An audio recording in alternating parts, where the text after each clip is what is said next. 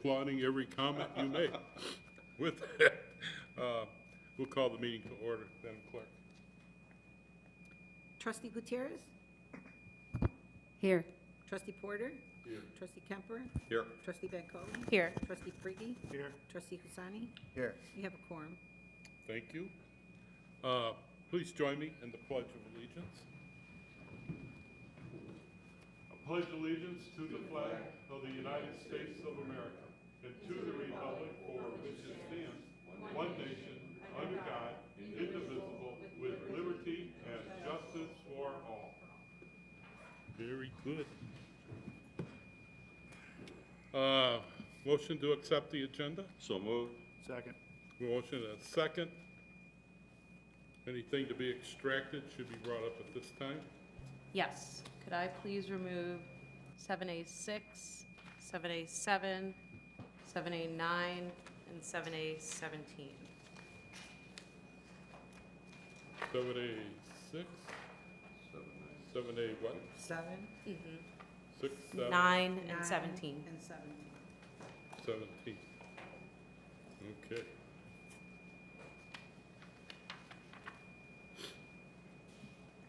Very good. We have motion second. We have some withdrawals from consent. Madam Clerk, call the roll. Trustee Porter? Yes. Trustee Kemper? Yes. Trustee Bancole? Yes. Trustee Prigi? Yes. Trustee Husani? Yes. Trustee Gutierrez? Yes. Motion passes. Thank you. Anyone signed in for, where are we, Town Hall? Yes. Do we, wait, I jumped. Any presentations tonight? Staff? Proclamation on that. I have a proclamation. I have a proclamation.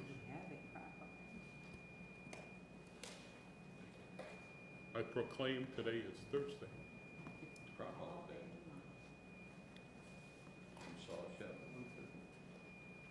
Thank you. Proclaim. Whereas much of Hanover Park's honor, strength, and stature can be attributed to the diversity of cultures and traditions that are celebrated by the residents of this great village, and whereas African Americans have played significant roles in the history of this nation's economic, cultural, spiritual, and political development while working tirelessly to maintain and promote their culture and history. And whereas as a result of their determination, hard work, intelligence, and perseverance, African Americans have made valuable and lasting contributions to our community, achieving exceptional success in all aspects of society, including business, education, politics, science, and the arts. And whereas in 1976, Black History Month was formally adopted to honor and affirm the importance of Black African American history throughout our American experience, which goes back thousands of years and includes some of the greatest, most advanced and innovative societies in our history that we can all draw inspiration from. And whereas Black African American History Month is a time for all Americans to remember the stories and the teachings of those who helped build our nation, took a stance against prejudice to build lives of dignity and opportunity, advance the cause of civil rights, and strengthen families and communities. And whereas during Black African American History Month, all Americans are encouraged to reflect on past successes and challenges of African Americans and look to the future to continue to improve society so that we live up to the ideals of freedom, equity, and justice. Now, therefore, I, Rodney S. Gregg, Mayor of the Village of Hanover Park, Illinois, do hereby proclaim February 2023 to be Black History Month in the Village of Hanover Park, Illinois, and encourage all residents to join us in honoring the many contributions made by African Americans by attending the Black History Month presentation hosted by Sister City Committee on Saturday, February 25th at 12 noon in room 214 of the Hanover Park Municipal Complex. Dated this second day of February 2023. And I better sign it, huh? I think so. Yes, I think so. The commitment of Herb Porter to this effort over the years has been extraordinary. I've learned more than I would have learned in a lifetime, including is it 7 days of Kwanzaa? Yes. There's a continuum of learning, understanding, and celebrating your partnership on this board with me and the rest of the board. Are you presenting Mr. Sister City? It's the Sister Cities here. Or the, Sister Cities isn't here, but Trustee Bancole and I will receive the proclamation from the okay. village. Yeah. Would you like to get a photo together? Sure. Okay. Let's go down in front.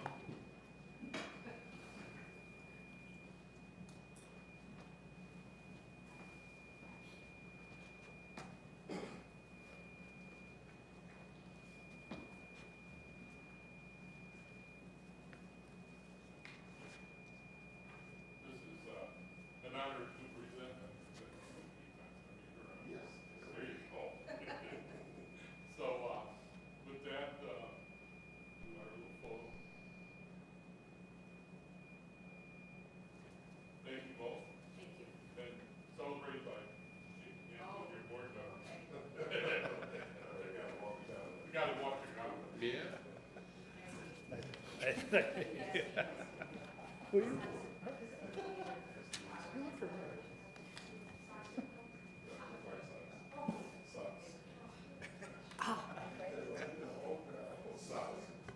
Socks? Uh-oh. Thank you.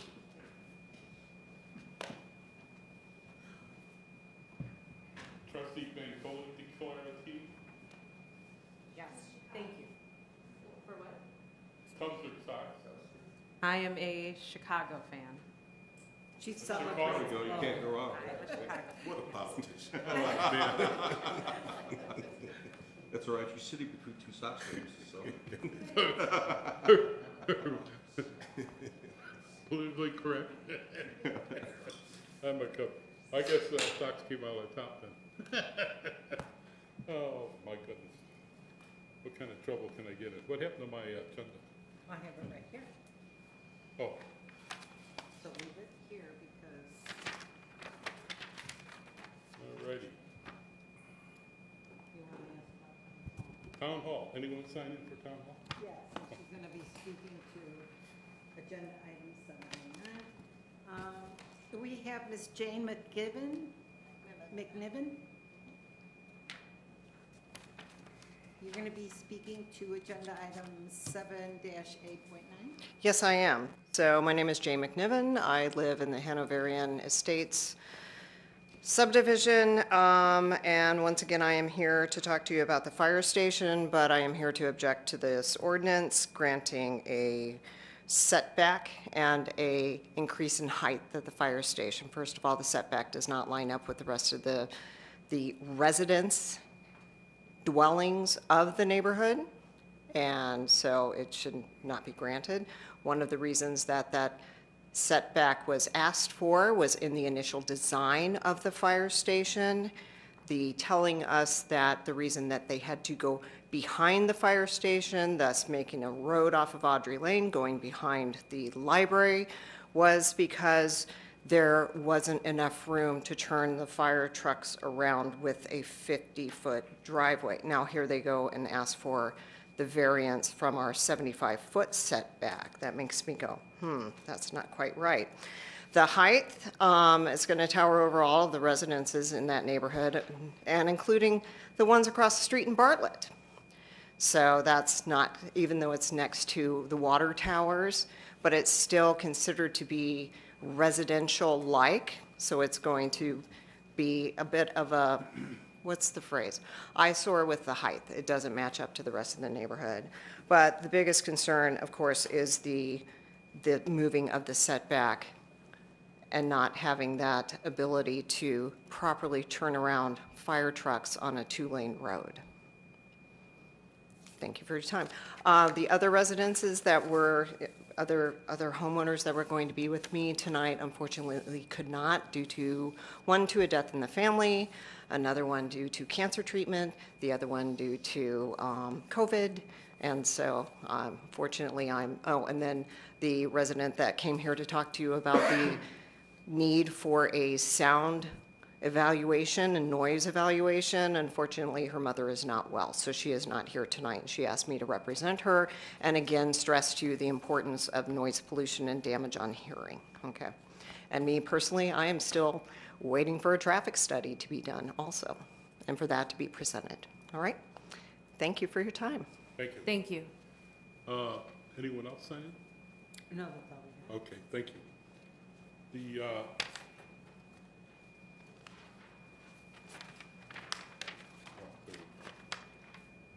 village president's report. Well, as you all know, I was missing in action in January, attending the U.S. Conference of Mayors. That was an exceptional conference this year.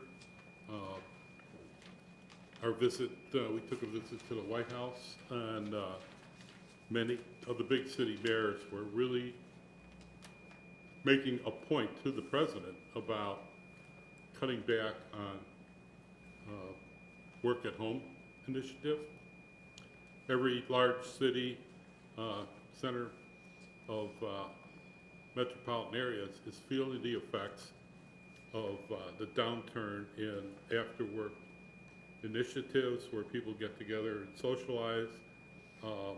Many of the restaurants are closing. There's just people have become accustomed to being working from home, and they're saying it's affected their viability, and we see that right here in Chicago, the same type of thing. I also met with our Congressman Raja Krishnamurthy. That happened since the last meeting that I was at. And our meeting, our press conference, had to do with railroad,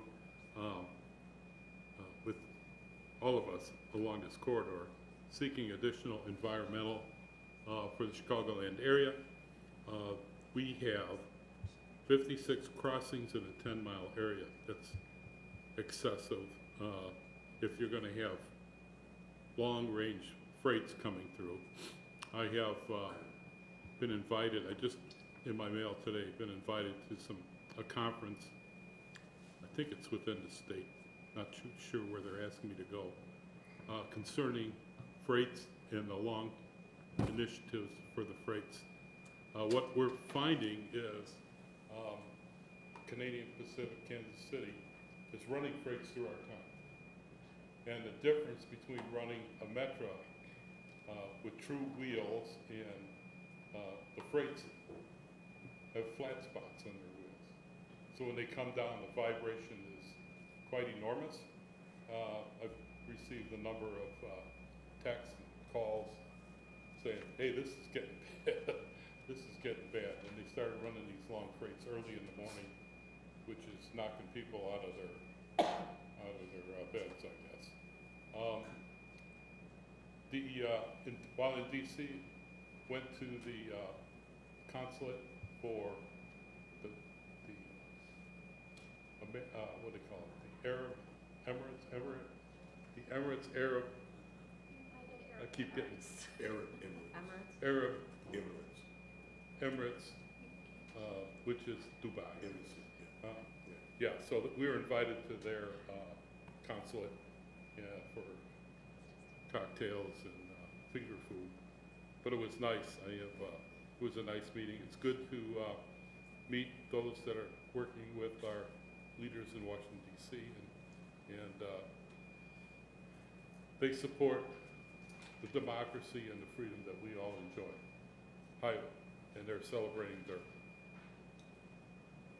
I forget what it was, 74th celebration. So I've been to a number of those here recently.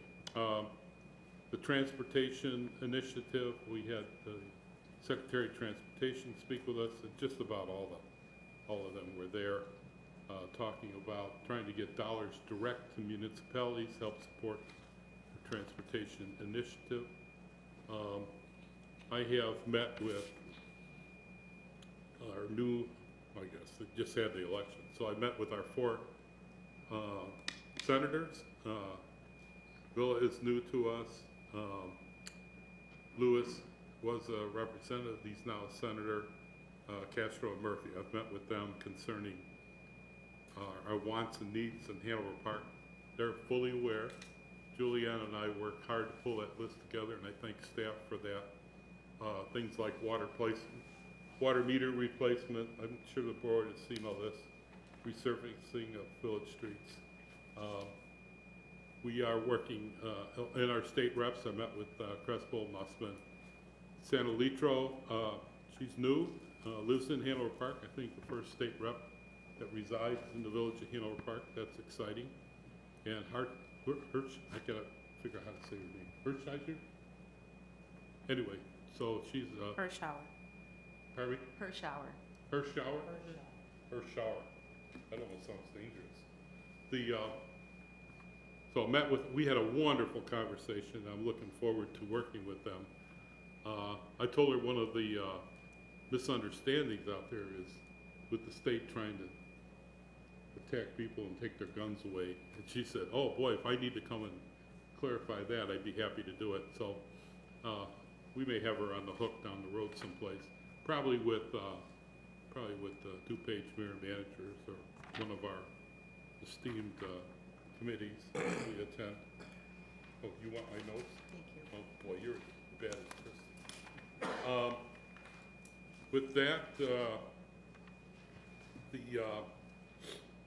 I chair and I have since I was president of DuPage mayor manager back in 2014. I chair the intergovernmental with DuPage County, and member Childress, who I've met and gotten the respect of, nice man. He and I will co-chair that committee, and looking forward to that. He's very assertive. He gave me 4 dates that we can get together. Usually, that's not my history with the county. So I'm really appreciative of that. But I think the outcome of those things should be good. Continue to seek support of the state with our local government distributive fund. We are now down 25 million. Remy, you gave us the last numbers, right? Yeah. So 25 million is a chunk of money that we're short. Everybody's really pleased with how we used our ARPA money. We invested in water meter replacement. We didn't have to go out and bond and raise taxes to do that. So that was great timing for us, but we need our local government distributive funds. And there's 2 bills. One bill is an incremental increase to LGDF, and the other bill is take us right to 10. But we couldn't even get right to 10 last year, so I'll have to continue to be disappointed with that. Hopefully we get it resolved. It's important, not only to the village of Hanover Park, to all our communities. Going to Springfield with the IML and DuPage mayors. When is it, in March? And Syed is going to join me. So I've had other trustees go with me. Herb, I think, was the most recent. I took Christie. Last year. They're all in temporary offices, so this will be really a fun event, finding them down. Probably go down earlier to figure out where they're all hiding. But we have some good response, having good response with our new elected officials down in Springfield. I don't know what I'm missing, but I think I went on long enough. I'd like to move by unanimous vote items on the consent agenda. So move. Second. We have a motion and a second. So those items are, after the 4 have been removed,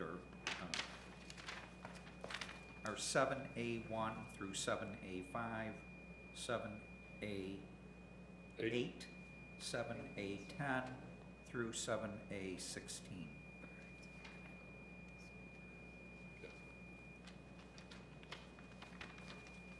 Madam Clerk, call the roll.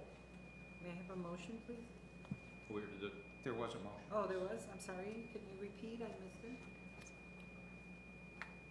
I motion, trustee Priggy second. Very good, thanks. Trustee Kemper? Yes. Trustee Bancole? Yes. Trustee Priggy? Yes. Trustee Lusani? Yes. Trustee Gutierrez? Yes. Trustee Porter? Yes. Motion passes. Thank you.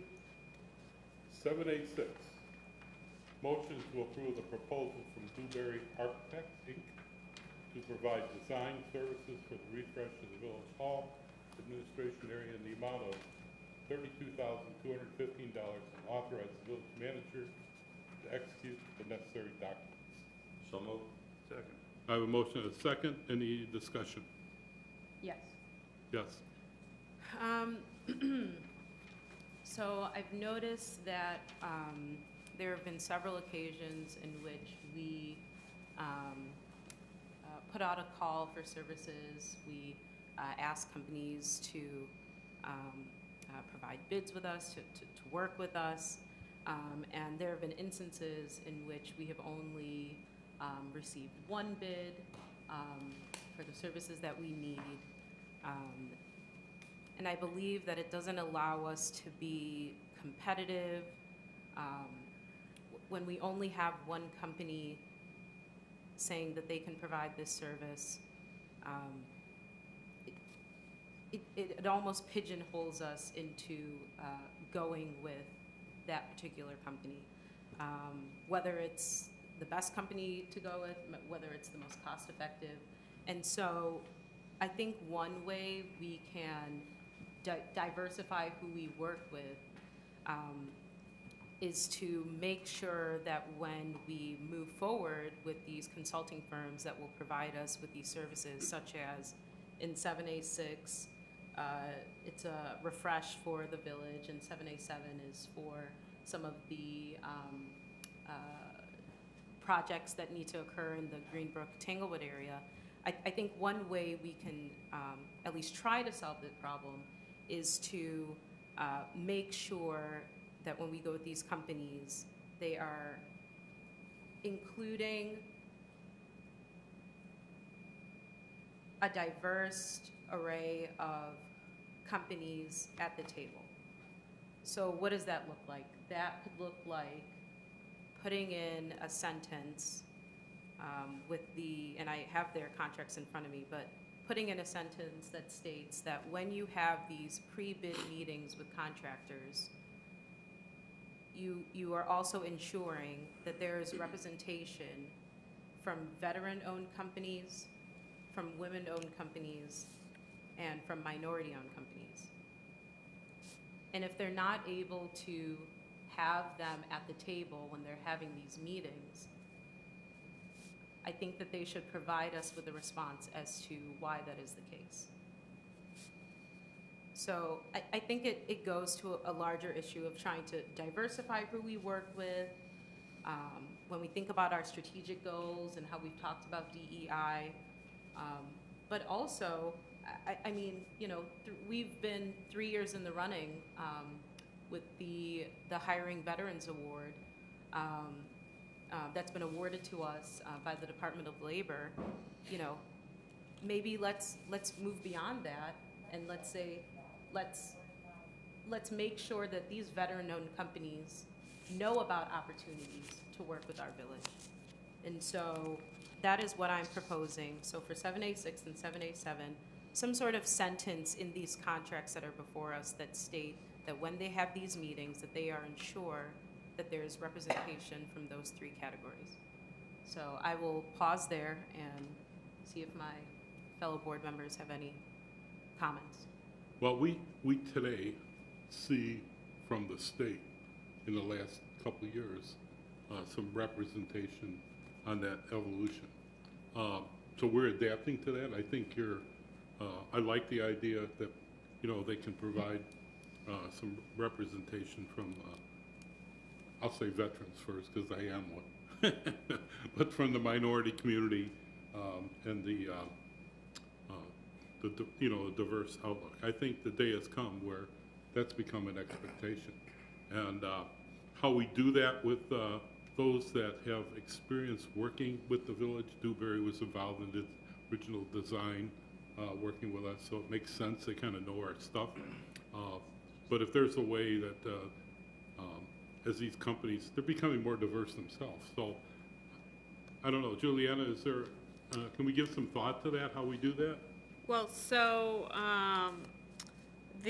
these two items on the agenda this evening are for the design, so they're engineering, so we don't bid out engineering. You select the company that best fits the design work that you want to have done when it comes to a professional service such as engineering.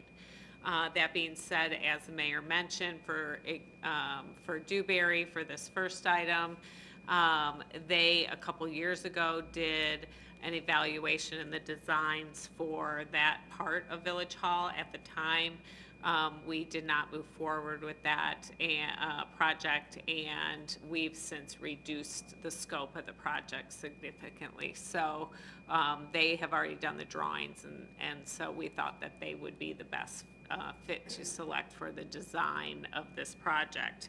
That being said, once they design the project, when we go out to bid for the actual work to be done, that would be a time that we could find some language to include, and TJ's online on speaker, that it may already be in our standard bid documents to reference what your request is this evening.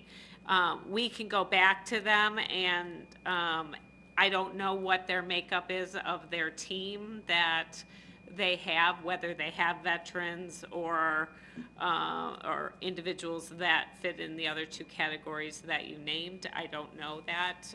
We can highly suggest that that is a area of interest of the board to continue to encourage that in our contracts, but I can't say this evening whether they would be able to meet at what percentage. So what we've seen on some of our contracts is that to meet state guidelines, we've had to have contracts that met a certain percentage of individuals working on a project that has to be met, and that those bidders know that when they put a bid in, that they have to meet those requirements. In this case, I don't know what their makeup of either of these companies are. So just, sorry, I just want to clarify, just a point of clarification. So I'm not asking for the makeup of the consulting firm that we are trying to award this particular contract to. I'm talking about the diversifying the contractors that they state that they're going to have these pre-bid meetings with. So on page 8, they state that they are going to conduct pre-bid meetings with contractors. It's very vague. And so what I'm looking for is that a little bit more specification as to who they're bringing to the table. Just to clarify, they're not bringing those individuals to the table. What they're referring to is, we're going to go out to bid. We're going to put a bid out on our website for the work to be done, the actual construction of the project and the improvements. And those that respond to the bid will come to a pre-bid meeting, and Dewberry, as part of their contract, will conduct that pre-bid meeting. So they're not bringing those individuals to the table. Those individuals are coming to the table because they want to bid on the services that are outlined at that. And that's what I'm saying. At that point, for that bid document, that would be where we could include a statement that you're suggesting or a requirement. I guess what I'm saying here is, and maybe again, TJ's on the line, he can comment. Is it something that we're going to say we highly suggest or encourage, or are we going to say a percentage of your team that you're bringing to do the work has to meet a certain requirement? And just know that however you lean may have an impact on the cost of that bid or that amount that they're going to. If they have to pay more to bring individuals to the table, then that's gonna be reflected in their bid document. TJ, do you have, are you on? I don't know where I'm looking. Yes, I am. Okay. You're Can you add? No, you're 100% right. It is really up to us to encourage getting the bid out and getting minority contractors or contractors that we're specifically interested in targeting to come into and bid on our projects. So it wouldn't really be a Dewberry thing. It would be sort of an us thing, sort of getting out there and making sure that it's well known in the community that this is a job that's available and this is the vendors, the contractors that we're encouraging to come in and talk to us. And so do our bid documents currently have a statement as suggested by trustee Bancole, or would that be something that we could draft and then include and work with Dewberry to include in that bid document? Well, right now we do have a statement that we encourage minority-owned businesses to apply, and I don't have one in front of me, but I remember reading it. But we could also probably make that more robust if necessary. So it sounds like an evolution. I support what you're asking. How we transition to have contractors be sensitive to that, because just about every municipality in the state, it's really going in that direction. We need to be sensitive to all those individuals that have been so stated. Yeah, I have a question. So what's the criteria when we select Dewberry to be the architect? What goes into that selection? Because, and to further my thought, I think that what happens is that if the culture in the architectural company doesn't reflect a desire and an intentionality toward DEI and diversity, then it stands to reason that when bids go out, that they're probably less subject to have diversified candidates qualify or submit their applications for the project. So what I think that we have to do in moving forward is that when we select these architectural firms, can we have some type of analysis of their historical hiring practices or their working practices to see if they are in fact a company that honors DEI practices? Because I think when we do that, then maybe those companies will have the network with diversified contractors, engineers, whatever the case may be, that would come in and bid, and you might get more minority or diversity candidates bidding on these projects. But I think it starts with the culture at the architectural company. That's just my, just thinking about this. So can we be more intentional, or can we just have a look at this with an eye toward what is the background and the historical culture of the company, of the architectural company? And I think everything sort of moves downhill from there. I think you got to start at the top, because what happens if you're just looking for minority or diversity candidates at the bidding stage, if there's no relationship with where those pools of contractors are, if there's no relationship with them, then even their basic knowledge or awareness that these opportunities exist are going to be limited. And that may be why we're getting limited responses, because you can't convince me that there aren't dozens of qualified diversity minority candidates that could do any of these jobs within the Chicagoland area. We're one of the biggest hubs for educational opportunities, professional opportunities in the country. So somewhere there's a disconnect. And you may say that other communities are suffering the same thing. Well, maybe we can be at the forefront of helping to solve, how we can alleviate that problem. So, may I respond, Mayor? May I? So what we're dealing with is an exception to the process that we would normally follow for a full bid. Well, yeah, Right? And so, yeah, so 7A6 and 7A7. 7A6 is an architect, and 7A7 is a professional engineer. Correct.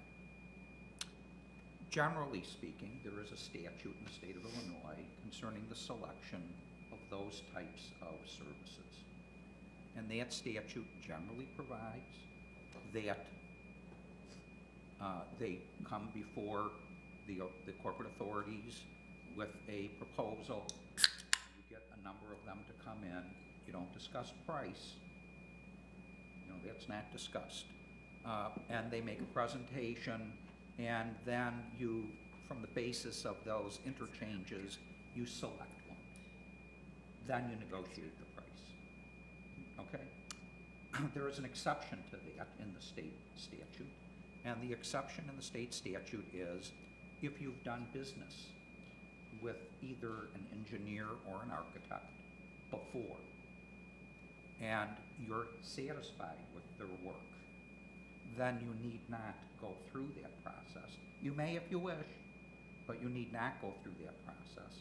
And you can basically negotiate an agreement with them based on their track record with you.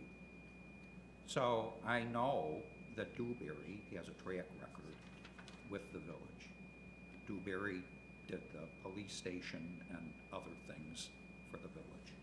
I know that Spaceco has a history with the village, and I'm assuming that that's why the staff of the village, I'm assuming, I don't know, went to them to have them do this design work, basically, for these projects. You know, as has been mentioned, later on, when they're done doing all their design work, then it will be, you know, put out for proposals for contractors. Put out for proposals by Dewberry or by the village? By the By village. the village. Right, they will be put out by the village. So, that's just a little background on the issue of how you select them. And so I believe that both of these were selected, you can correct me if I'm wrong, because the village had this track record with them. And apparently the village has been satisfied with the work that they do. That's kind of what I believe. I may be wrong, and if I am, I'm subject to being corrected by But it's those good who discussion, recommended because them. that's no expectation Yeah, so- forward, that we diversify wherever we can.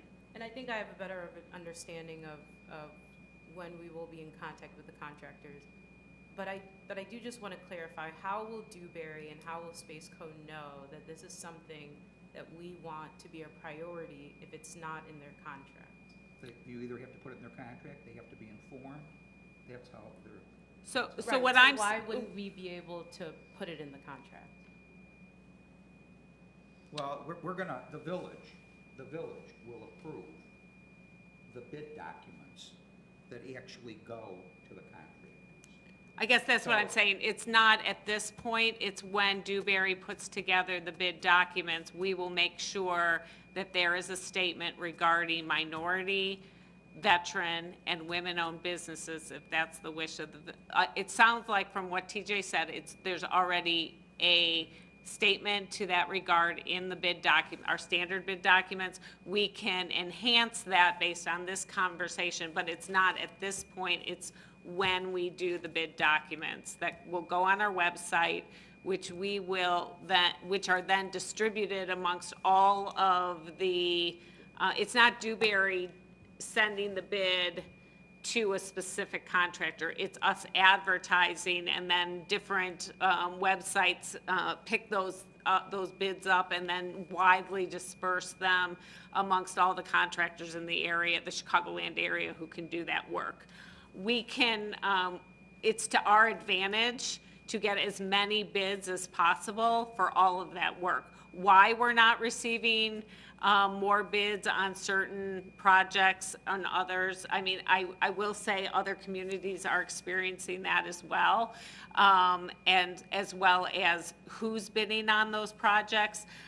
We can just do our best to try to get the word out that those, through various avenues, that those bids are available, and that we highly encourage everyone to bid on those. But it is not a direct connect between Dewberry picking who that contractor is. And I just want to say, Dewberry has done an excellent job for the Village of Hanover Park over the I have no years. doubt that- And I just want to make sure they've that done good everyone, work. at least from staff's perspective, they have done a lot of projects for us.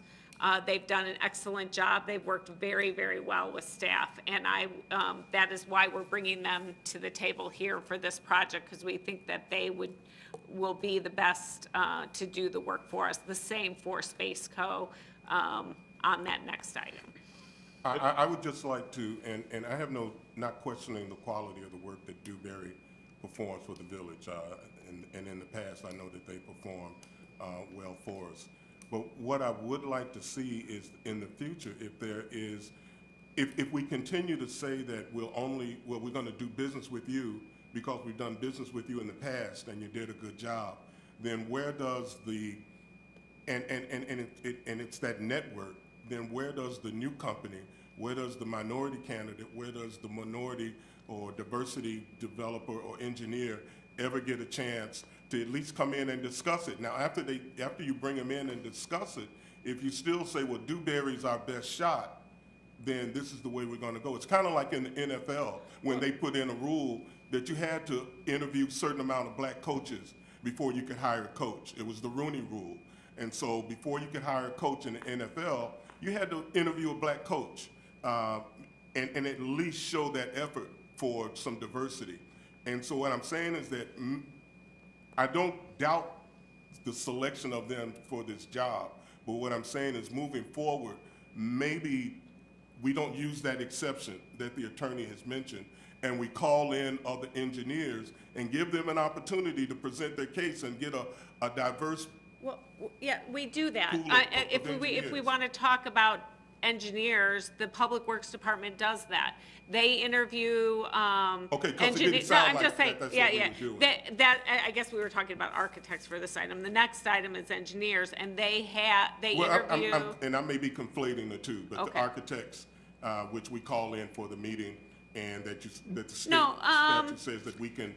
I guess we have more engineering projects, so we have a ongoing list of engineers that the Public Works and the village engineer have interviewed and feel that they understand their work quality and they can pick for the projects that best meet the needs of the village and the engineering firm and is a best match. We have had very few projects here at the village that involve an architect, and Village Hall has been where we have used an architect, and so it makes sense. We're not doing all of Village Hall, as I said to the mayor, let's just build a new Village Hall, but we kind of laughed. I mean, we aren't building a new Village Hall, we're doing it piecemeal over time. And so if we were gonna do a new Village Hall, just like we're doing a fire station, we'd pick one architect and they would do the whole thing. Here, we're doing it piece by piece, and so that's why you're seeing the same engineer. And again, I mean, architect, I think that they will do a nice job. I've made my point. I'm Thank okay you. with that. I will make We sure can have that, further discussions, but yeah. Well, I think the point was well taken, and we do seek to diversify intentionally, and that's all good. I will ask Trustee Gasme, Trustee Bancole. So just to clarify, so then will Dewberry be striking this line from their contract, conduct a pre-bid meeting with contractors? no, we need them to do that. We need them to, for all the bidders that have bid on the project, they will come into this room, and Dewberry will sit and answer questions of those individuals that are in the room about what the design calls for. So it's just a question and answer meeting and for them to outline kind of the rules of the bid. They're there for if you're gonna bid, you need to bid that the quality of the carpet is X, or the color of the paint has to be glossy versus flat. Those are the types of things. But to be clear, they're responding to our RFP, not anything from Dewberry. They're conducting, the bid document that's on our website that brings everybody to it, they will be answering their questions. Thank you. So, Trustee Bancole, we kind of merged the two, 76 and 77. Are we okay with both of those? Yes. Okay, thank you. Yes. All right. Motion to approve 7A, 6, and 7. Can we do it one at a time? Do one at a time? Yes. I'll do this till I get it right. Madam Clerk? So I think there's a motion. There's already a motion, yeah. Oh, okay. Just gotta do- Madam Clerk, call the roll on 786. Trustee Kemper? Yes. Trustee Bancole? Yes. Trustee Priggy? Yes. Trustee Husani? Yes. Trustee Gutierrez? Yes. Trustee Porter? Yes. Motion passes. Thank you. 787. Oh, I should read it. Motion to approve the proposal from Spaceco Inc. to provide design and construction engineering services for the SSA 5 capital projects in the amount of $62,900 and authorize the village manager to execute the necessary documents. So we have So moved. motion is second. Any discussion? Hearing none. Madam Clerk, call the roll. Trustee Bancole? Yes. Trustee Priggy? Yes. Trustee Husani? Yes. Trustee Gutierrez? Yes. Trustee Porter? Yes. Trustee Kemper? Yes. Motion passes. Very good. 789, move to pass an ordinance granting 2 variances to permit the construction of a new village-owned fire station in the B1 Convenience Shopping District concerning the property located at 2355 Schick Road, Hanover Park, Illinois. So moved. Second. We have a motion and a second. Any discussion? Hearing none. If you would, call the roll. I think there was discussion. Pardon me? This is 789. Yeah. Yes. Yes. Yes.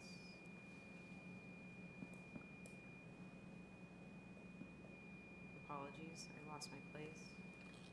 It was spoken to at the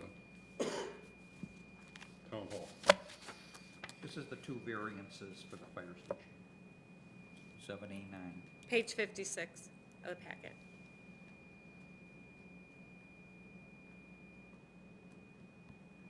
Okay, so we have had a couple of requests in regards to a noise study as well as to a traffic study. There was some information that was provided.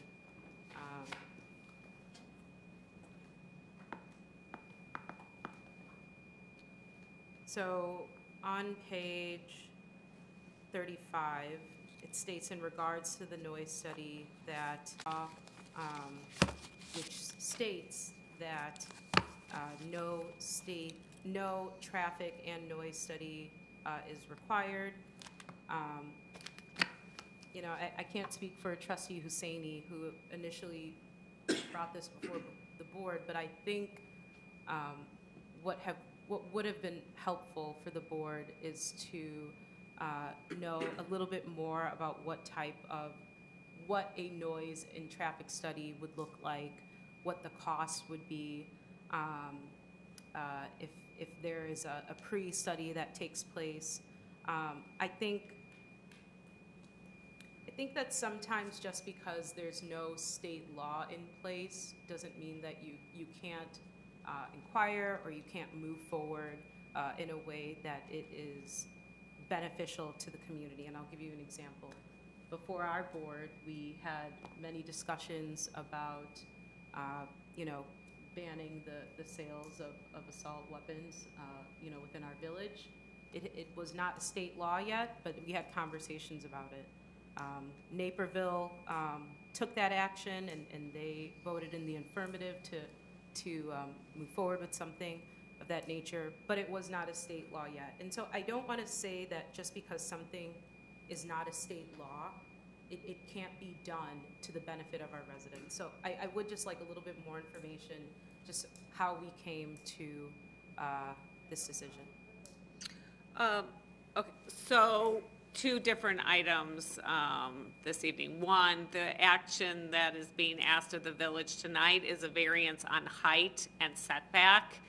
For both height and setback, noise and traffic are not going to be affected by either of those variance requests. So whether the building is set at the current setback or the new setback, it's not going to change the noise, nor is, if it's the tower of the station is at the height or is modified at the variant height, it's not going to change noise or traffic. So those are the actions here. We did go on in the memo to talk about some of the other items that were raised at those meetings, to try to answer some of the questions in a formal manner before the board. And trustee, as you mentioned, trustee Hussaini brought it up as when he gave his report from the Development Commission meeting that these questions had been raised as well. So we went back and asked about a noise study. There's not a requirement that, there is a requirement that fire apparatus put at certain times, put on, sound their sirens. So it's going to be, you've heard the fire chief say, it's not every time that they leave a station will they turn on their sirens. This station, he mentioned also that it's maybe five, at a maximum 7 times they're leaving this, the expectation is in a day that we will have them leaving the station on a call. So 5 to 7 times they will be leaving, and not 5 to 7 times will they also be having the sirens on when they leave that station. There may be sirens, though, coming from Bartlett or others responding to from other communities using Stearns Road and going by these same residents' homes with sirens on. Though that will happen, and so a noise study is going to show a decibel level that's higher than what individuals, what's in our noise codes, et cetera, because those sirens are high, are louder, and they're going to be on. So what the noise esthetician said is, yes, it's going to be loud, and it's going to be loud for a few seconds while that apparatus is passing that area, and there's really not a benefit to the village to have pay somebody to have that study done when that there's fire stations in residential communities all over the area. And so and it's our recommendation that a noise study will not be beneficial. I understand the concerns of the residents and the resident from Bartlett, and once the station's built, if they find that the noise from their location is something that is impacting them, then we can have the discussion, or they can have the discussion with their homeowners associations, and in the case of Bartlett, with the village of Bartlett, as to whether there's a way to mitigate that sound. But whether the variance is approved or not is not going to have an effect on noise.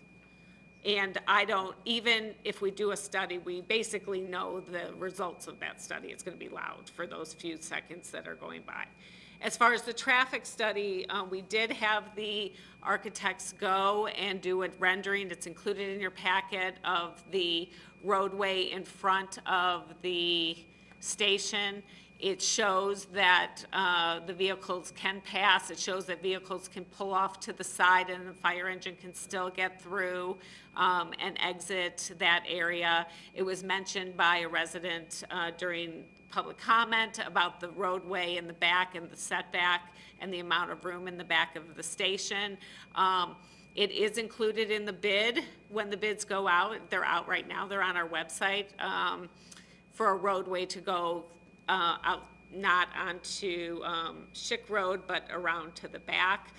We'll see how those numbers come in and whether that is cost prohibitive or not at this time to do that, that roadway.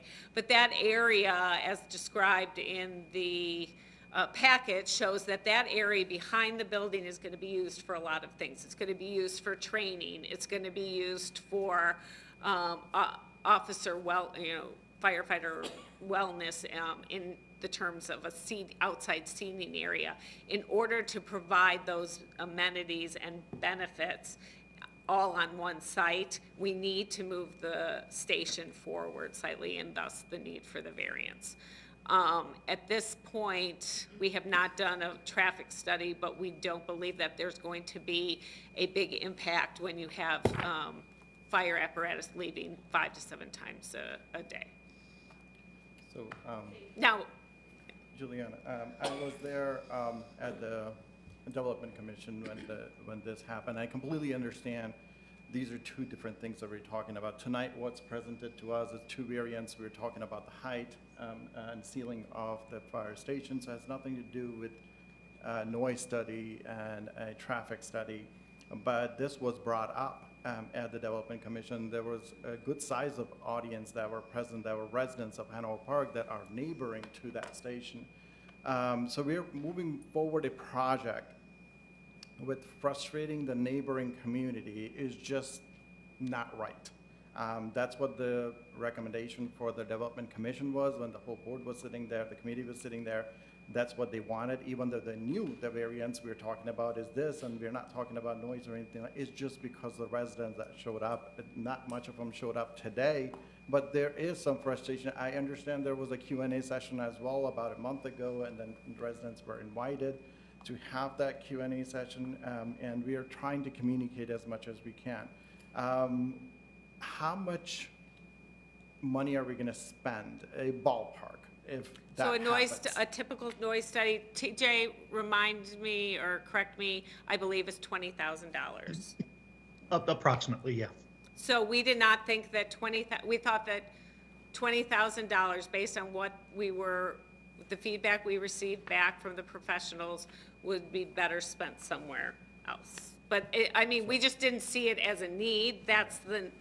It's not my recommendation to do a noise study or a traffic study based on the feedback we received, but that's essentially the cost. And how much is costing us to build that station? I don't know Ballpark. the bid, Ballpark. Because I know what's it the went budgeted up from number? what, 8.5 million. so we're doing a huge investment in the community and to the betterment of the community. Everybody I talk to in my circle and friends and clients or workers, I'm just having a conversation as to, hey, fire station is moving. Everybody have a positive feedback to it. Hey, your insurance will go down. Hey, it's nice to have. So there's a lot of positive out there that people talk about. But we are continuously hearing our neighboring community to that fire station is not happy that fire station is coming there. So my recommendation and what the Development Commission recommended was to have that study. To have some sort of, maybe the study that you looked at, that 20,000, maybe there's another study that is much cheaper than that, then we get an answer as to what's gonna happen. But I'm not asking about 20,000 or any amount or anything like that, but in that area, if we could have some study be done and have that communication with the neighbors in that community, I think it will be good for the whole community for it to project to move forward and that kind of investment we're doing. So on the traffic side, we did go back and ask them to look at the traffic, and I believe we addressed what the question that was raised at the open house that was raised was there access and room on that roadway in front of the station? And that is included in your packet. So I guess from a traffic perspective, if we were to do a traffic study, what would be the issue that we have not raised yet? I think Chief And then- Forrest was there as well, and then he explained it, everything. So Q&A was there, so I'm glad you were there, Chief Forrest, in the last Development Commission meeting, and you answered the questions and stuff. I think we're coming down to the noise study, and how much that will cost. $20,000. That's what it is, okay. So that's where we're coming down to instead of traffic study and what we have done so far to make sure that is not gonna be disturbed, even though residents thinks differently and what they brought up with their points. For us to say, I can go out and I can have the esthetician write up a proposal that says, I'm gonna charge you $20,000 to do the noise study. And we could say, I could bring that to you, and you could say, yes, we wanna do that, and we'll have the noise study done, and it's gonna show that it's going to be loud. We already know that it's going to be loud for these periods of time. And so the question is then what are we gonna do about it? And it's not going to change because there's no way to change a fire station having noise 5 to 7 times a day from that station with sirens. What my suggestion is to let the station let's move forward with the station, let's build the station, let's figure out how loud it is and where the areas of concern are, and we may find that the residents find that it's not as loud as they anticipated it was going to be. And that at that point, we have discussions with the Village of I don't know what Village of Bartlett is going to allow for. The resident that came talked about a fence. I don't know if I don't know how far they're set back, whether a fence is the best solution, whether they're really going to be concerned about it after it's there. I don't know from a noise perspective. I think everybody's anticipating that something that's not there right now is going to be loud later.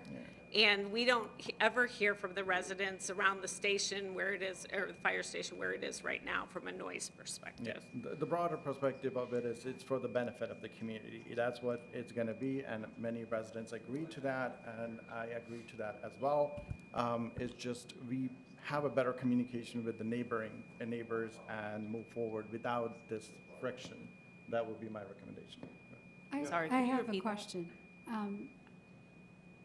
Did we do a noise study would be throwing money in the wind because we know it's going to be loud Well, loud for a couple. for 5 to 7 times a day, but not every single time that you leave the station, you turn So on not, the siren, yeah, correct? do you want to Chief speak Force? to that, Chief? Sure. So what we're speaking of is the use of sirens. So what we've referenced in the packet, and as well as I understand it, is part of the Illinois Motor Vehicle Code is that we have to, by law, use our sirens and lights whenever we need to use them to, in due regard, warn pedestrians and vehicles of our approach.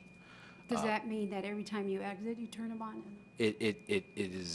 That's how it's stated, and it's left to our own choice as to what we believe is a need to correctly warn a pedestrian or a vehicle. So we have some options when we get to use them. So it is not that, it does not state, and our operating procedures are not and have never been, that in 100% of the time that we're in emergency mode that our sirens are going off. Traditionally, our lights will be on all the time. We use the siren sporadically when we have to because it can also have some negative effects. Scaring motorists, they hit the brakes right away. It can produce a traffic accident, a pedestrian that doesn't know which way they're going across the street. So it's a very complex and dynamic decision when an operator uses and doesn't use the siren. Now, with that being said, part of the law also states that any siren on an emergency vehicle must minimally be able to have 100 decibels be heard within 50 feet. So there's literal law as to it has to be a minimum volume. So what we're talking about is when we pull out of the station, we will use the sirens to warn traffic. In this instance, where Station 16 is going to be built, the vast majority of the time, we will be turning right to head east on Schick Road.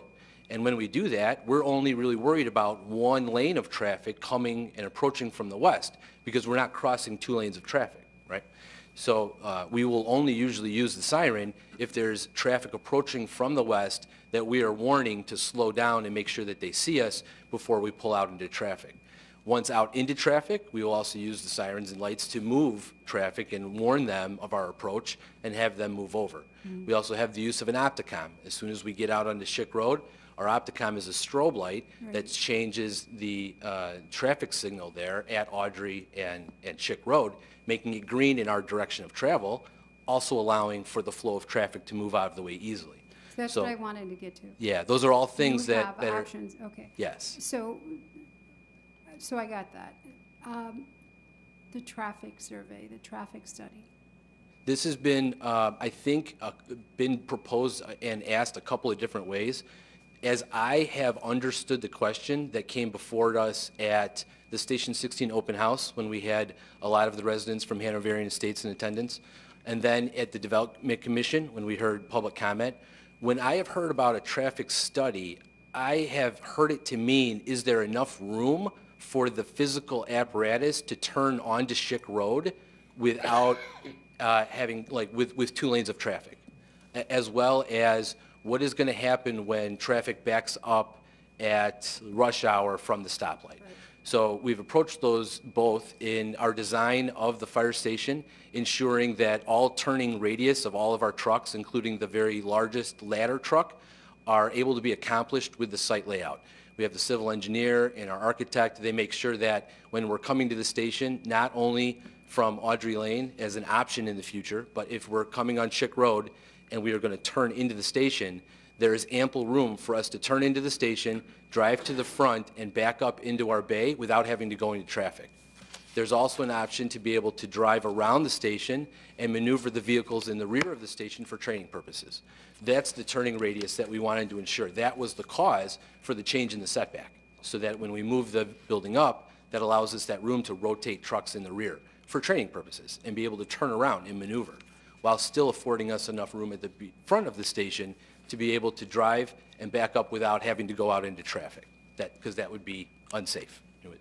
We've had to do it, but we don't want to do it all the time. The other piece of moving out into Schick Road into traffic, we have proposed cross-hatching that hatches across the street that we have at both of our stations, at Station 15 and 16 in their current location, which are on much busier thoroughfares, being Barrington Road, County Farm down south, where you're talking 4 lanes of traffic against the stoplight, much more volume of traffic on a daily basis than Schick Road sees, and it's successful. That successfully keeps people from pulling in front of our firehouse, which in a time of emergency would allow our engines and trucks to pull out without a need for any type of other reconstruction of the roadway in front of the station.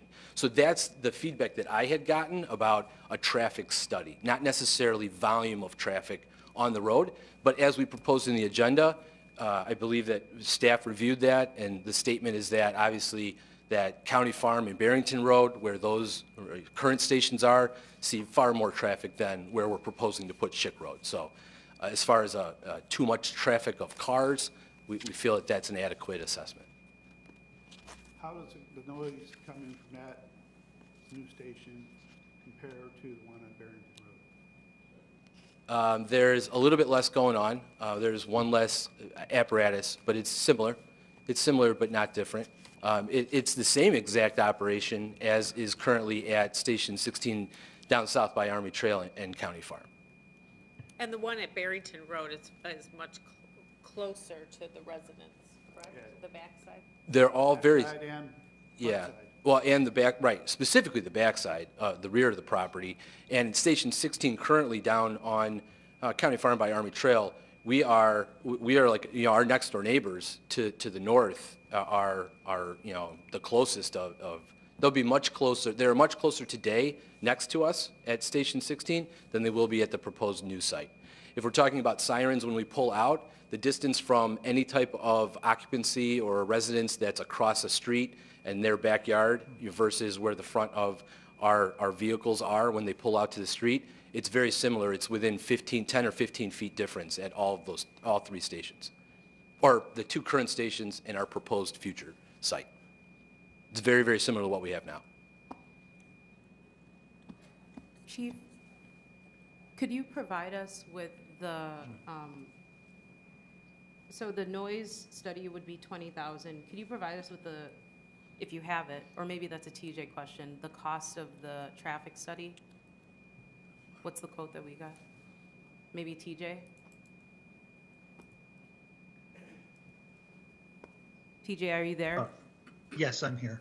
A traffic study for this would be, well, the challenge is a traffic study is going to say, much like, different residential units that you've had in the past, how many cars is this adding per day to the area? So what you have in front of you shows the geometry, which is sort of the important part of what this conversation really entails. A traditional traffic study is going to say, all right, we're going to have 5 to 7 emergency exits. That leads to 5 to 7 re-engaging back to the station. Then you're going to have, 8 cars in, 8 cars out. So there's 16 cars. So you're going to add, let's call it 25 cars, or let's round up. Let's make it 50 cars you're adding to that area per day, which is a de minimis number of cars in terms of what we would traditionally call a traffic study or a traffic impact study. The traffic impact is actually sort of de minimis. The geometry is sort of what matters, and that's what's included in your packet. So thank you for that explanation. I think I'm looking for more of a figure. Do you have some type of, an approximate figure as to what the traffic study would cost? I would say 10 to 12, I'm guessing, but I'm going to say that's in the neighborhood. Okay, thank you. And apologies, I missed it before, but Trustee Husseini, were you saying that you would be in support of a traffic or a noise and traffic study? What's in front of us right now, it's two variants that we're gonna do that has nothing to do with that. But that subject needs to be talked about as to, I don't think it's gonna cost 20,000 to, to know that, oh yeah, it's gonna sound loud. But how many times and variances as to how, when it's gonna be, in a day, 7 times, 6 times, that's gonna be very, very complex as to where we're going with this. Yeah, I was just asking because I missed what you said before, so I didn't know if you had said you were supporting that. Really quickly, I just want to state, because we've spent some time on this, I want to state that this is an $8.5 million project. I think that it's important to be proactive about issues versus reactive. And so if a noise and traffic study is going to cost an additional maybe $32,000 when it's already an $8.5 million project, and it's something that may prevent issues down the line, I think it's worth it, and I think it's something that I would support just to make sure that we are addressing our residents' concerns, but also making sure that we are doing our due diligence with the issues that have been raised. I understand that what is before us is to talk about the variance, and so I do just have 2 questions to ask about the variance. So to clarify, does the variance change, not the height variance change, but the setback, does that move the station closer to the residential homes? No. Well, it would move it closer to Schick Road, so I guess you'd say it would be moving it closer to the homes that are on the other side of Schick Road. Okay, so the homes in Bartlett. Correct. Okay. And does this setback then put the station in line with the residents? It puts it in line with the library. Okay, so. Which is next door, and on the other side is the water tower, which is closer to the road, I believe. And then there's the bridge. So there's not residents on either side of this station. It's between a library and a water tower. I think there might, is there a picture in this? I don't know. So aesthetically wise, it would be. What page? In between. Pardon me? So aesthetically, it would not be in line with the residents, but it would be in between. We thought, I mean, this isn't the reason it's designed this way, but we do think it will look better or appropriate to be at the same setback as the library. Page what? 43. Page 43. How about of the packet, what number is it? So if we move forward with this setback, how do we ensure that, so as I understand it, this setback is so that the trucks have the ability to turn around? It's to have enough room in the back of the station to do training.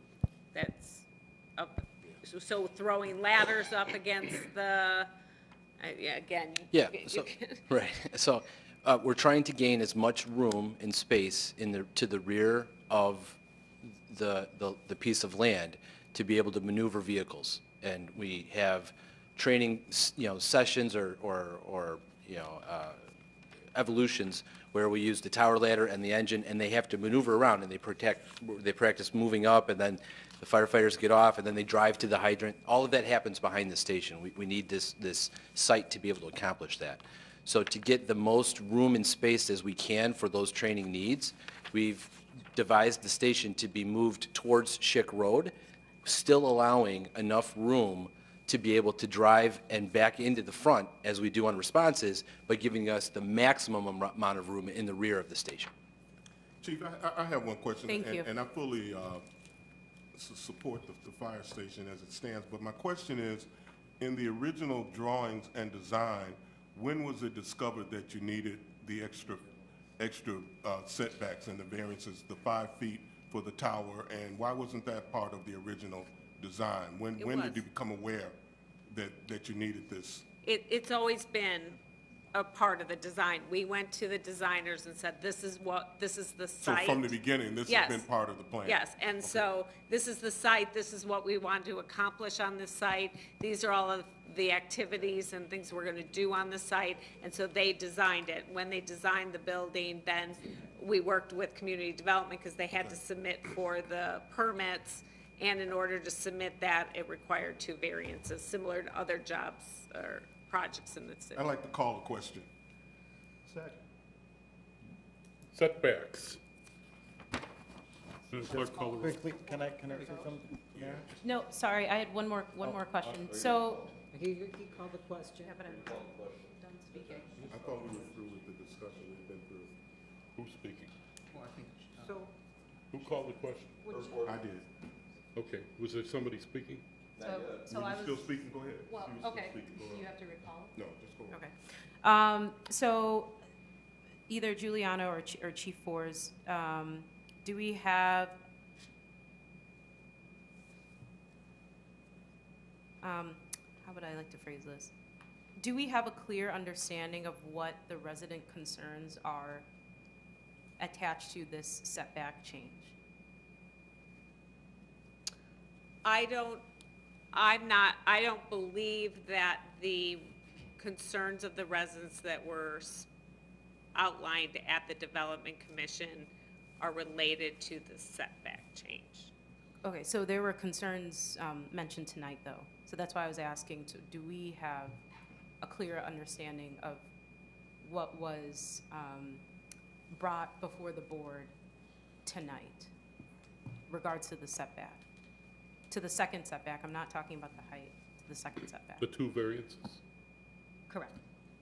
So what I heard was that the residents, that the building is not as far setback as the residents, the residential homes, is one of the concerns. I'm not, it may be, this station is in between a library and a water tower, and the setback for those are pretty much in line. So it might be a different setback. It may be different than the setback for the homes. Yes, Shubra. Okay. Also, We've called the question? You're finished? Oh, So Go ahead, Shubra. the homes, actually, when you look at the aerial, it's the rear yard of the homes, not the front yard. And that's on the east side of Audrey Lane. So even when you do an average of setbacks, what is west of Audrey should be looked at, like Juliana said. I mean, we are comparing it to the setback of the existing structures, which is the water tower, the library, and the proposed fire station is set back further than those. But you cannot compare it to the single-family homes that are on the east side of Audrey, because those are the rear yards of those homes, and it's another block. Thank you. okay, called the question. Madam Clerk, call the roll. Trustee Brigi. Yes. Trustee Husani. Yes. Trustee Gutierrez. Yes. Trustee Porter. Yes. Trustee Kemper. Yes. Trustee Van Coley. I just want to quickly state that I understand that there's a difference between variance and noise and traffic. But I would like to move forward in a fashion in which we consider these resident concerns and just take meaningful action towards these I concerns know. before moving forward with Trustee, such a big debate is project. over. So, Debate is over. before- We called the question. I understand. Okay, I then say understand, yes or no. But I am getting to that. Debate And is so over, for- trustee? And We so called the for that question. reason, I will be voting no.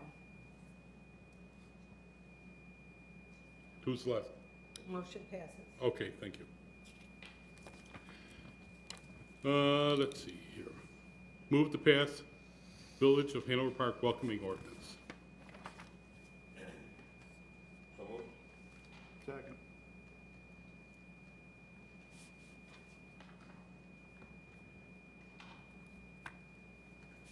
Did somebody say something?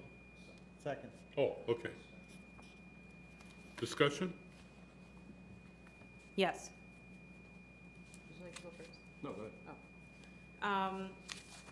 So this ordinance is something that has been in the works for several years now.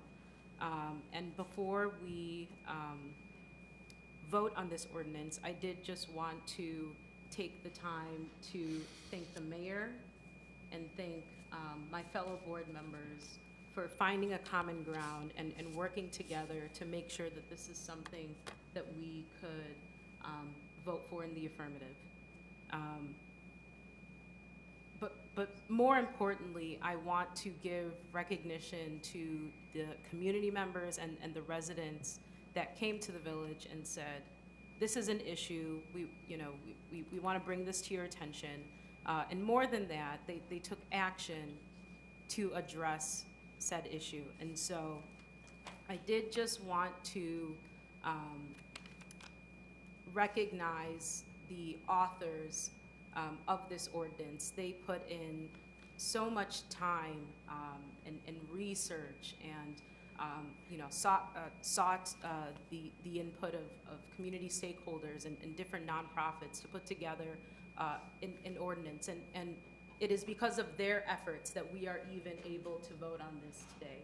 And so I did just want to recognize, and if you could stand while I say your name, I did want to recognize our former trustee, Sharmeen Shahjahan,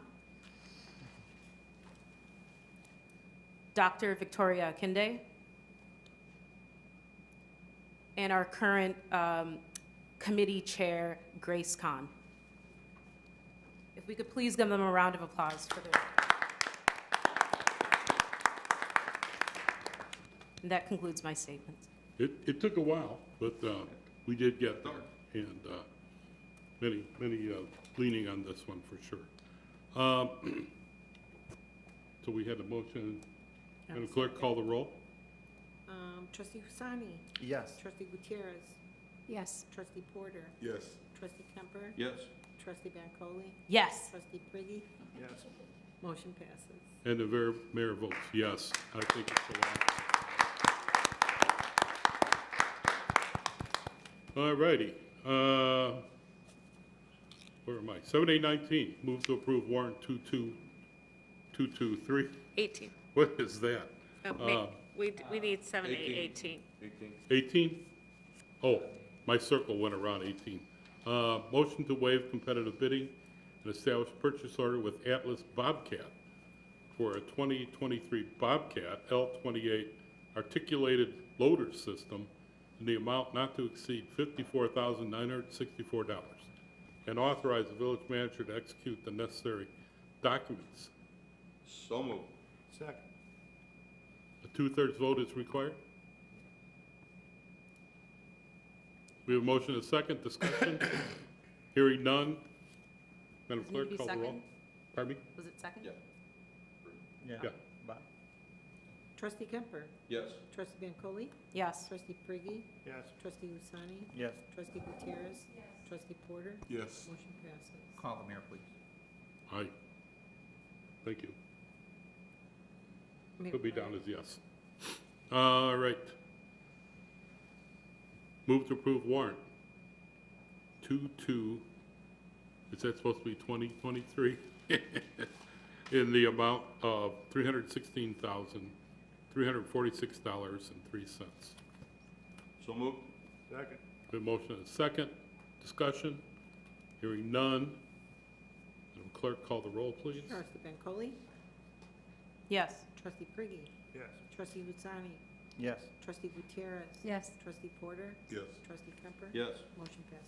Thank you. 7A20, move to approve warrant paid in advance 1/13/2023 through 1/26/2023 in the amount of $701,365.74. So moved. Second. We have a motion and a second. Hearing no discussion, Madam Clerk, call the roll. Trustee Priggy? Yes. Trustee Luzzani? Yes. Trustee Gutierrez? Yes. Trustee Porter? Yes. Trustee Kemper? Yes. Trustee Bancole? Yes. Motion passes. 7A21, move to approve December 2022 P cards in the amount of $25,686.42. So moved. Second. Trustee Luzzani? Yes. Trustee Gutierrez? Yes. Trustee Porter? Yes. Trustee Kemper? Yes. Trustee Bancole? Yes. Trustee Priggy? Yes. Motion passes. Village Manager's Report, Juliana. Welcome it- back, safe and sound. Thank you. So on the agenda is the fourth quarter financial report. It is not final because several of our revenue sources come in delayed.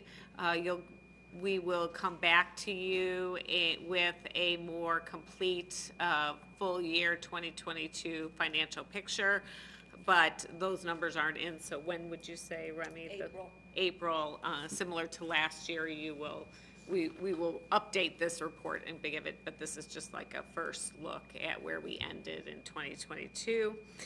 And then just a reminder, on the 8th at 9 a.m. is the village's State of the Village. The mayor will be speaking, so that will be 9 a.m.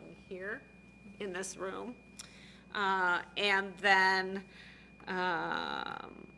we have closed session this evening for just the two of the items, C and D, that's on your agenda. A and B will be moved to next board meeting. Thank you, that's all I have. All right. I always like our final report for the year, but everything's delayed 3 months, it seems.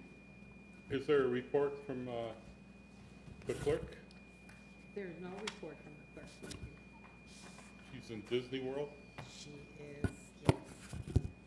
Very good. Corporation Council report? No report, thank you. Thank you. Trustee Gutierrez? Yes. So, a couple of things. First, just want to remind us the Robert's Rules, call to question needs a second, and that ends the discussion. And I think we've missed some seconds, got some seconds, and kept discussing, so just watching that as well. I also would like for us to move away from minority, that word. There's nothing minor about us. Even larger companies have moved away from that word. We're using diverse communities. And so if we can start using that in our speech, Say that again. You're asking us to move from what to what? using the word minority. There's nothing minor about us. Oh, Okay. If we can start using diverse communities, that would be nice. Minority makes us small, and we are not small. But I'm not going to preach tonight. So, I was thrilled to speak to the volunteers at Hanover Township. I'm so proud of the volunteers we have in Hanover Park who work at the township and helping with the pounds and pounds and pounds of food that is coming through that is necessary. They also did talk to what we spoke about at our last meeting, and that was about the parking issue there. They were thrilled with the new idea because their cars are getting scratched up like mine. And so we are looking, and I'm so happy that Shubra always has her finger on the pulse of our economic community, because we're already looking at how we can solve that issue for parking in that area, and she's come up with some ideas as well, so I look forward to hearing more about those. I also attended the Springwood Elementary Newcomers Night. Folks, we have a growing diverse population. We have a very large group of new Ukrainians that just came a couple of months ago, and Venezuelans. And District 20 is doing a great job. It was an honor to speak with them. The District 20 Director of Finance did reach out to us. They had 60 new immigrants this year, new immigrant children this year alone, but that doesn't count all the ones that we signed up at the end of last year, because I helped sign them up. And there's really no funding that's been earmarked for them when they get newcomers like that. So I'm really thankful for our representative, Fred Crespo, who's working on a House Bill 5864 and 65 so that they can get more funding. And I've asked that this include early childhood funding as well, because we really strongly do need that. I'm part of the Welcome to Illinois weekly meetings, and they understand very well that their 311 service is not working. We've opened it up 211 over in this area as well, but it doesn't really address the issue of homelessness. I've said this before, after COVID, after this end of the evictions, that we were going to have issues with housing, and we're seeing them. I know that El Centro Comunitario, which is an IWC in town, along with POC, is seeing these. So that's something that we need to address at the township level. I also got to attend the Access to Justice Summit. Folks, there's over 70 agencies representing diverse communities for justice, and that includes Hanover Park. We have about 3 agencies that are willing to represent legally clients in Hanover Park, and so I'm very excited about that as well. And then finally, I wanted to ask when are we going to start talking about the strategic plan? I know there was a calendar invite already. When is that? When are we going to be looking at our strategic plan again? I believe we do updates twice a year, so we were talking about that. I think it was June. We did the first meeting in June. Because through what Trustee Bankole mentioned, I know that Trustee Porter has brought up, actually it was in one of my first meetings he brought up, I think it's important that we develop an exclusive procurement policy or toolkit so that we can start bringing in diverse communities. And if we're doing the DEI training through Barry and Dave, I think that that is something that we can look at to just make it part of our policy that's written in those procurements or in those bids as well. And that ends, happy Groundhog Day. That ends my report. He saw his shadow. Well, one saw the shadow, one did not. So it's a toss-up. Very good. I saw my shadow. Thank you. Thank you, Lisa. Trustee Porter? Thank you. I want to start off by offering congratulations to my friend, the superintendent of U46, who has now been appointed the director of the Illinois State Board of Education. Tony is a great guy, and I'm sure he'll do a great job. He initiated a lot of very progressive initiatives for U46 and brought that school district a long way. They're going to be hard-pressed to find someone that can fill those shoes and continue the progress that he's made. So I just want to officially offer him. I have, with my wife serving on the board of U46, I get a little inside baseball on what's going on with the board, and I know some of the struggles and the things that they've had to confront and contend with, especially during COVID. It was not an easy time for them, but they persevered and under the direction of an excellent supervisor. So just want to add that congratulations. I attended a meeting with Hanover Township. I'm serving on the decennial committee on local government efficiencies, which will be meeting on a bi-monthly basis or quarterly basis to review the efficiencies of the township. And so all of the directors for the township, administrative services, the assessor's office, community affairs, youth and family services, Department of Facilities and Road Management, Department of Emergency Services, Office of Mental Health Board, Department of Human Services, Department of Aging Services, and the Office of Community Health all came and made a presentation to orient me to the operation of the township. Some of these things I knew, but a lot of these things I was kind of blown away with the breadth of services that they offer. And I think that we do promote some of that, but I think we need to do a little more robust job of promoting the services and resources that are available from our townships. And I know that Hanover Township, I speak of them particularly because they've been recognized, I think, for 3 years in a row as being Illinois' outstanding township. They also are one of the largest townships in the nation, as I understand it. So it's, we're very fortunate to have their services under Brian McGuire and his very capable staff. James Barr, the administrator, gave me a very warm welcome, and we're going to have the first meeting of this new committee this coming Tuesday. So I look forward to attending that and bringing back a report. I just want to mention that they have the highest regards and thoughts for our trustee Gutierrez. Everyone that spoke of her just had marvelous things to say about her involvement and her commitment to social services and the areas that you know you participate in. So I just wanted to let you know that you're highly regarded over. Not that you didn't know that, but it's good to hear that you're very highly regarded over at the township office. Attended meetings for the Alignment for Collaborative Education, and they're in the process of planning Explore 4, which is where they bring all the students out, connect them with manufacturers and companies in the area to give them insight as to career opportunities that exist in our neighborhood. It's a very daunting task that they undertake every year, but they do a really good job and usually have a couple of thousand students from 8th grade through juniors in high school that attend these.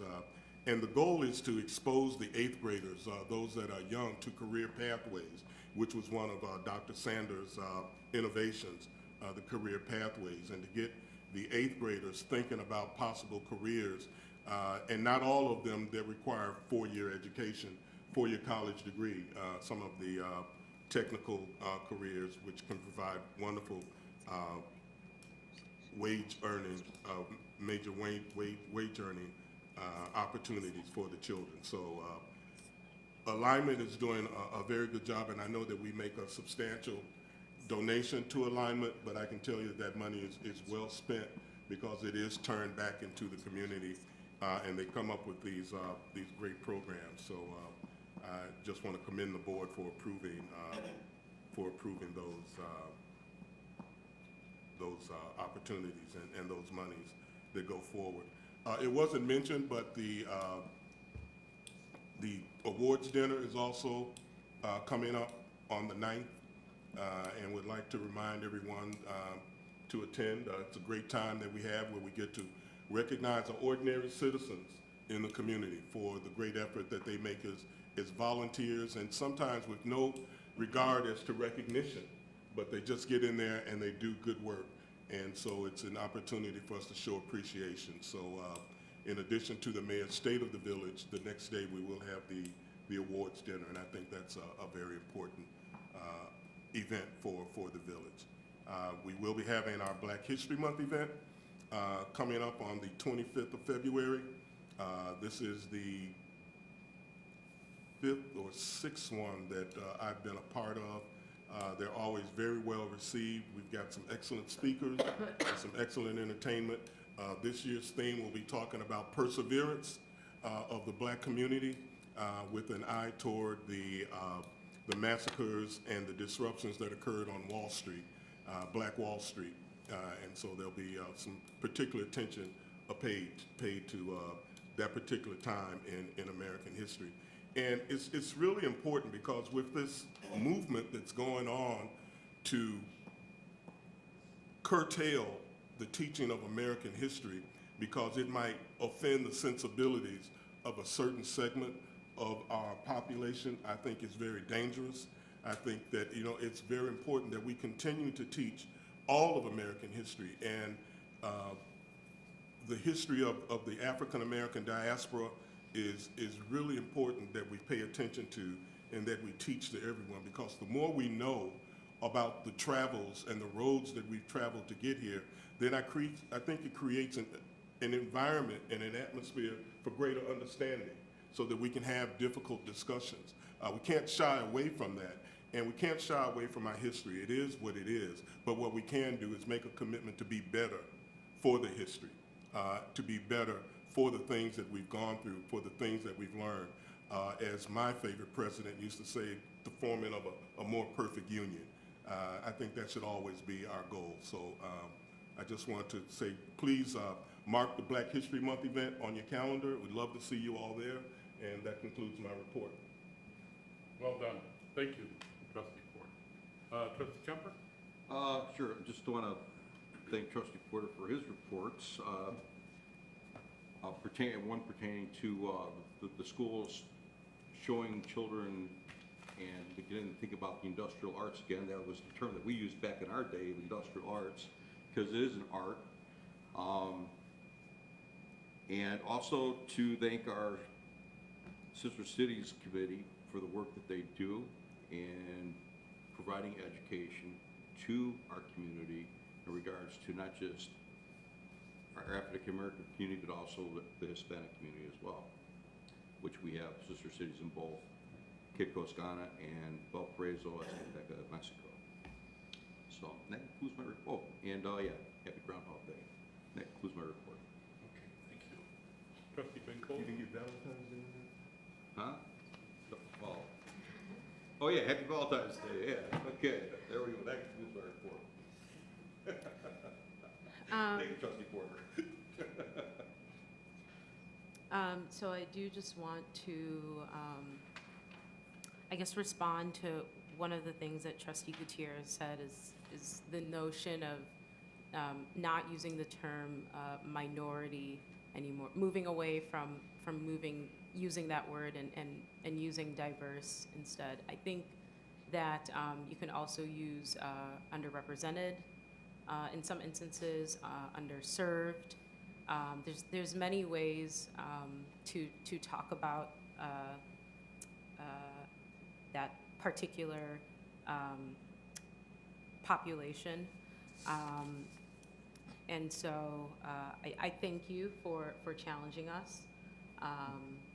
I think that for the purposes of village business, I will continue to use the term minority, but I will also, I also recognize that there are other terms that I can use to get my point across when talking about that population. I love the fact that we're on the lead edge of getting our arms around all populations. Me too. Yeah, we're a blended community. Sorry to interrupt. No problem. No problem. I wanted to wish everyone a happy Black History Month. I earlier today was on the south side of Chicago, and in an effort to have a renewed interest in patronizing Black-owned businesses, I made a detour and went and was intentional about spending my dollars today at a Black-owned coffee and tea shop. And so I would encourage others to do the same. But I would also challenge everyone in this room to maybe learn one new thing about Black history in this country. I know every time that this month comes around, I'm always just taken back by how much I don't know. Okay. Last week, I was able to attend the DuPage County Forest Preserve legislative breakfast. The Forest Preserve President Daniel Hebriard was able to talk about the many projects that they have coming up this year, about park improvements, trails, bridges. But they did say that their biggest, also wildlife rehabilitation, but they did say that their biggest project is to update all the public restrooms that are found in the many parks and forest preserves found throughout the county. So that is their the biggest project of the year. So I did just want to provide that update. to our DuPage County residents that use those services. I was able to join the mayor and Trustee Husseini in celebrating India Republic Day at the Federation of Indian Associations Chicago celebration. I really enjoyed myself. I'm so thankful that we have that relationship there with FIA Chicago, and I know that their chairman, Sunil Shah, has participated in many things and related to the village. So was happy to share that experience with both of you. I was also able to attend the Illinois Association of Park Districts, their annual reception. And this year, Hanover Park District Commissioner Laura Riley was chosen as their rising star, and they presented her with an award. And it was a shock to Laura, and they really they spent a lot of time talking about all the contributions that she has been a part of in regards to Hanover Park, and so it was a really big deal. There was many park districts throughout the state that were at this award reception, and so I do just want to again say congratulations to Commissioner Riley for Thank you. that I award. have to send her a note of congratulations. Yes, That's yeah, really nice. it was a really big deal. Yeah. And last but not least, I did want to thank our staff. I don't know who exactly was behind it, but our staff in updating our app and blasting out that information that a new updated app is available for our residents. So it can be downloaded through Google Play or through the Apple Store. And you can pay your bills through this app. You can keep up with news, obtain contact information for different departments. I've used the app. It's very mobile friendly. It's a great app, and so I do just want to continue to make our residents aware that that is something that is now available to them. And that concludes my report. Thank you. Very good. Yeah, a lot of work went into that app, and I think we're all appreciative for that improvement. And I know Dave has been instrumental in the leadership with that. So I'm sure there's others, right, Dave? Right, Mayor. You got a pat on the back for what new website? They were talking about the app. Oh, thank you. Very good. Who's left? Got to turn the page over. Bob Prigge. Trustee Prigge. Yes, sir. No report. Okay. Trustee Husani. If Trustee Bencoli goes before me, that means all the topics are covered. One topic that I want to talk about, that was Indian Republic Day. All right, thank you, Trustee Bencoli. As I don't have a report to, but I want it, as we conclude the meeting, I want to thank everybody who participated today. And all the hard work that you put in, the welcoming ordinance and that passed today, so that's a celebration, and thank you for witnessing that and coming over, past trustee and CIDC board. And this is the democracy that we live in, and you participate, you make that noise, you want to make sure you are heard, and things will happen. And that's what happened today as well. And we're going to continue to do that. You know, as we talked about fire station as well, people are talking about it, and glad we have participation. You need to come out and be heard, and something will be done about it.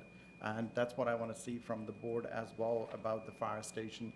I know something, maybe not the report that itself, that if it's that expensive, but I was wondering also if we have, this is not the first time that's happening, a fire station going into residential area that's covering residential area very close to. Is there any reports from other communities that we can talk about or discuss and have another session with the community and talk about maybe testimonies or word from that existing community? I was just looking at the Bartlett, you know, on Oak Street. That is in front of all the residential area and stuff like that. What are their thoughts? Maybe just our independent review and kind of, you know, and bring that in front of the neighbors. That would be an idea, something that I'm sure staff has looked at and studied and want to talk about, if not already, maybe in future. So that concludes my report. You're done report? You didn't have a report? I did. Because trustee Benko. Thank you all. Excellent reports this evening. Thank you. Executive session, we have section 2C1. So it's actually going to be 2C6, setting the price for the sale of property owned by the Village of Hanover Park, and 2C21, discussion of closed session minutes. Is there anything else, Juliana? No, just C and D. Very good. Do we have a motion? We have a motion and a second. Hearing no discussion. Madam Clerk, call the roll. Trustee Gutierrez? Yes. Trustee Porter? Yes. Trustee Kemper? Yes. Trustee Bancole? Yes. Trustee Priggy? Yes. Trustee Husani? Yes. Motion passes. Thank you. Motion to adjourn. Yes. The closed session, we will not be returning. Motion to adjourn? We need a roll. Oh, yes. Motion to She's adjourn. calling the roll. Yeah, we just did. No, that was for executive session. Oh, okay, now it's to adjourn. Now it's to Motion to adjourn?